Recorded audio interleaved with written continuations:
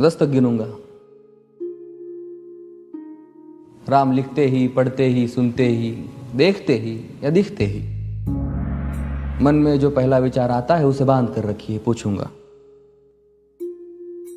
1 2 3 4 5 6 7 8 9 9 9। हाथ काट कर रख दूंगा ये नाम समझ आ जाए तो। कितनी दिक्कत होगी पता है राम समझ आ जाए तो। भाई राम राम तो कह लोगे पर राम सा दुख भी सहना होगा। पहली चुनौती ये होगी कि मर्यादा में रहना होगा। और मर्यादा में रहना मतलब कुछ खास नहीं कर जाना है, बस त्याग को गले लगाना है और अहंकार जलाना है। अब अपने राम लला के खातिर इतना ना कर पाओगे और शबरी का जूठा खाओगे तो पुरुषोत्तम कहलाओगे। काम क्रोध के भीतर रहकर तुमको शीतल बनना होगा। बुद्ध भी जिसकी इच्छाओं में बैठे वैसा पीपल बनना होगा ये सब कुछ, और वो भी शून्य में रहकर प्यारे। तभी तुमको पता चलेगा कि कितने अद्भुत राम हमारे। सोच रहे हो कौन हूं मैं? चलो बता ही देता हूं। तुमने ही तो नाम दिया था मैं पागल कहलाता हूं। नया नया हूं यहाँ पे तो ना पहले किसी को देखा है। वैसे तो हूं त्रेता से, मुझे कृष्ण किसी ने कलयुग भेजा है। भाई बात वहां तक फैल गई है कि यहाँ कुछ तो मंगल होने को है कि भरत से भारत हुए राज में सुना है राम जी आने को है। बड़े भाग्यशाली हो तुम सब। नहीं, वहां पे सब यही कहते हैं कि हम तो राम राज्य में रहते थे पर इन सब में राम रहते हैं। यानी तुम सब में राम का अंश छुपा है। नहीं मतलब वो तुम में आते हैं रहने। सच है या फिर गलत खबर? अगर सच्ची है तो क्या कहने। तो सबको राम पता ही होगा, घर के बड़ों ने बताया होगा। तो बताओ फिर कि क्या है राम। बताओ फिर कि क्या है राम। बताओ। अरे पता है तुमको क्या है राम?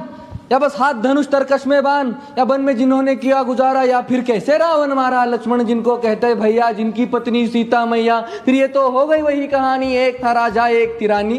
क्या सच में तुमको राम पता है? ये वो भी आकर हम बताए।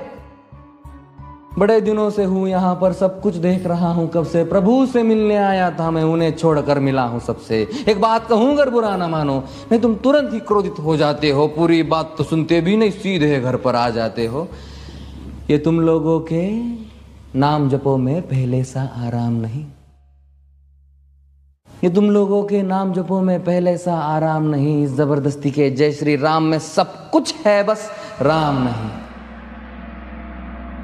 ये राजनीति का दाया बाया जितना मर्जी खेलो तुम। दाया बाया, अरे दाया बाया ये तुम्हारी वर्तमान प्रादेशिक भाषा में क्या कहते हो उसे? हाँ वो लेफ्ट एंड राइट।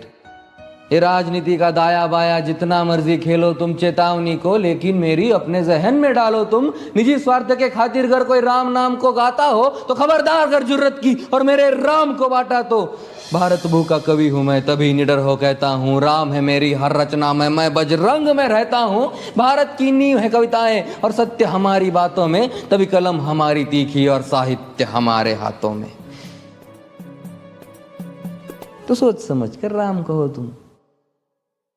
ये बस आतिश का नारा नहीं, जब तक राम हृदय में नहीं तुमने राम पुकारा नहीं।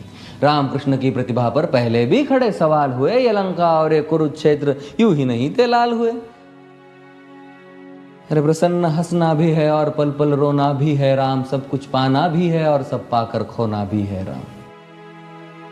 ब्रह्मा जी के कुल से होकर जो जंगल में सोए हो, जो अपनी जीत का हर्ष छोड़ रावण की मौत पे रोए हो। शिव जी जिनकी सेवा खातिर मारुत रूप में आ जाए। शेष नाग खुद लक्ष्मण बनकर जिनके रक्षक हो जाए। और तुम लोभ क्रोध अहंकार छल कपट सीने से लगा कर सो जाओगे तो कैसे भक्त बनोगे उनके, कैसे राम समझ पाओगे?